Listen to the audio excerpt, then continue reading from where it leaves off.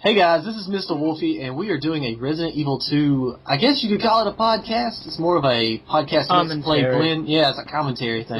It's a mixture of sorts. So, I got some buddies with me. This is Hunter Trammell. This is, that's my real name. On YouTube I'm known as Sour Apple Moss. And, we got Taylor the Impaler here. Yep. You know. Name's Taylor the Impaler. That's not my real name, but it should be. Should be. Should be. Gotta call your lawyer on that one. Yeah. And then we have this guy in the back here, Chuckles. Hey, I'm that guy. That guy. One guy. That one dude.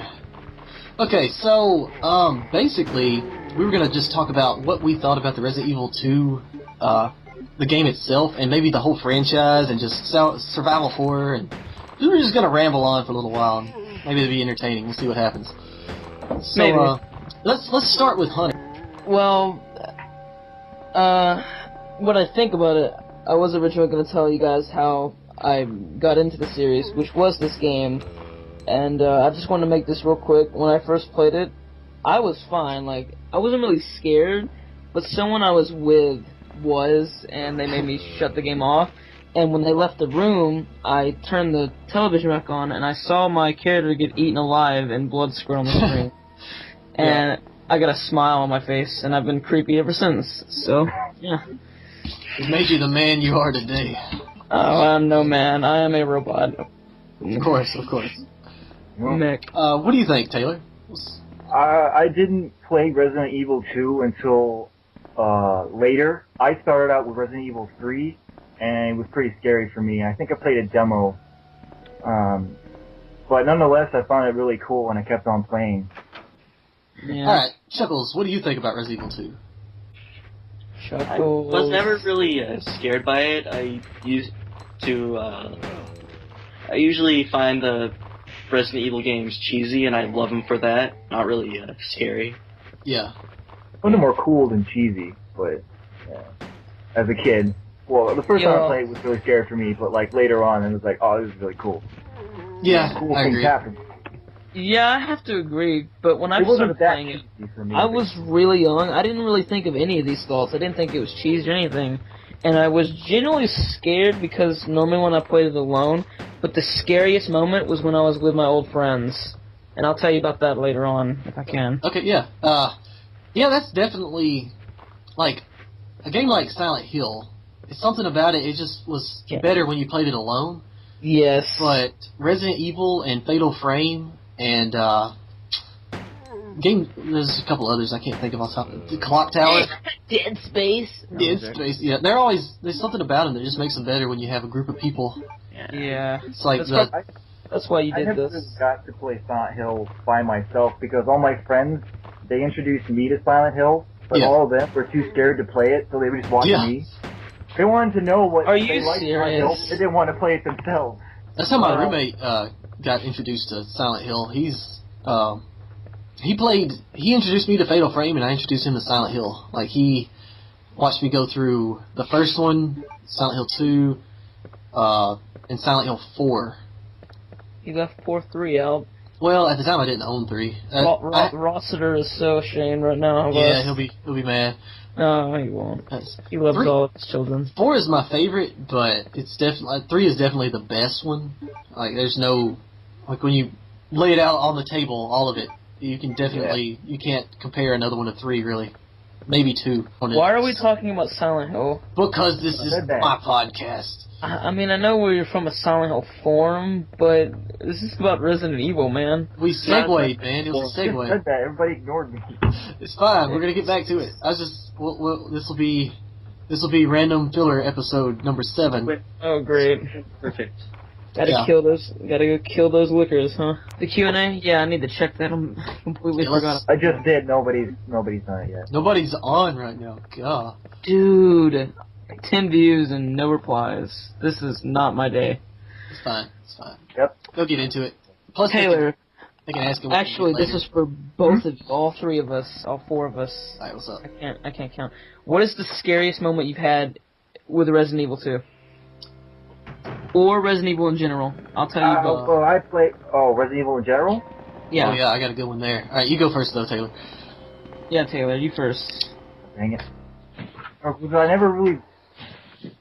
Well, the remake had some pretty good ways to... I've actually watched a few videos of the remake, and there was a monster that wasn't in the original that looked really creepy, and it was like in a basement or something. I think so. That's like a Dude. psyched out zombie. It's kind of like a zombie, but he's got like an axe or something, or a chainsaw, and it's really creepy. Huh. It might be the baghead lady. With that. Yeah. She... Not for a remake, though. Well, you know the lady that's like, Oh, wait a minute. Lisa Yeah. Trevor. Yes, I couldn't think of the name, yeah. Oh, yeah, that. Yeah, she's nuts. I think it's creepy. Yeah, I have a question though. That doesn't really, like, when I played the original Resident Evils, that didn't really seem like something that would be in a Resident Evil game, but... It makes sense. It kind of almost ties it in with the newer games in the series, because it kind of gives more backstory than would have originally been in the original, because of, they hadn't filled in gaps yet. So, like, you get her information, and it kind of connects her to some of the things you learn in, like, the other Resident Evils about how Umbrella works and things like that. Crap. It's kind of neat. I need to buy that, like, immediately. And it's scary, because that game handles, ammunition better than any survival horror I've ever played. Like, every bullet matters. It is crazy. We need to... Okay. So, I want to go ahead and get this out of the way. This is something I've been trying to tell you for a while, is, the scariest moment out of the entire series of Resident Evil for me, actually there's two moments I really want to get out of the way, was the first experience. I never got to play 3, but I always stuck with 2, even though I wasn't really allowed to at the time. But I was with my friends. This is before I moved back to my grandmother's for like the 7th time or whatever. I don't know. But this is when I lived with my first stepfather, and I had my friends over, and we were playing it in my sister's room because that's where we put the PlayStation, because our father told us to or something. I don't really remember. And we were all sitting there on the bed. We were leaning towards the television. We had a memory card, and we had one controller because they got kind of upset because it wasn't 2-player, but whatever. And I come to the bathroom, and I go to the bathroom real quick, and I hear my friends scream. Like, we've been playing this game, no scares so far. I come back, and they, like, threw the controller up, and if I'm about to tell you, you already know this, I'm sure. If you've ever been inside of the police station, walk near some of the windows, the boarded Oh, windows. yes. If I was, like, I think 5 when that happened, and they were, like, 10, and one of them was even, like, 12. They were older than me, but we all hung out in that little neighborhood on the dirt road, and it was the scariest thing I've ever heard in my life. It doesn't scare me as much now, but even now, it haunted me so bad that when I play the game now, every time I'm in those hallways, I walk past the windows. I just don't want to handle it again. Yeah. Well, the reason it was so scary is because you didn't know exactly when it was going to happen. Like, the first time you walk by them, it doesn't happen. And then at some point after that, they do. Really random. Yeah. Hey, Taylor. They broke the windows. Sorry, oh no, you go on. I was just wondering, Taylor, did you ever finish your thoughts about what was scary to you? I can't even... We kind of go all over. I didn't play to, like, Resident Evil 2 until I was, like, later, but the first... I played, like, Resident Evil 3 and Code Veronica. Those were the kind of games that I played first. Yeah. I have to say that was what I was going to tell you, Taylor. Was that the scariest moment in Resident Evil 3? Resident Evil for me was in 3, and you know exactly what I'm talking about. Was it when Nemesis came into... Don't say his name. was it when he came just down be quiet. the Shut up. window? Shut up, Joe. Is that the one? Yes. I knew it! Yes, dude, it's the same thing for me. Look, it was... What about you, Chuckles? What do you think? Yeah. What's yours? The entirety of Resident Evil 6. Yeah, that was pretty That scary. is... I was actually going to say, honestly, and I'm not even joking here, the scariest thing that scared me the most in any of the Resident Evils happened in 5. Really? Have you guys played 5? Did your game freeze? No. Alligator Lagoon. You know that... Or I've crocodile...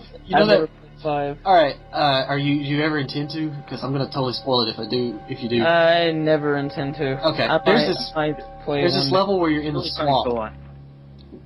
It actually is pretty fun co-op. It's better I didn't like 6's, but 5 is, that's the only way to play 5 is co-op.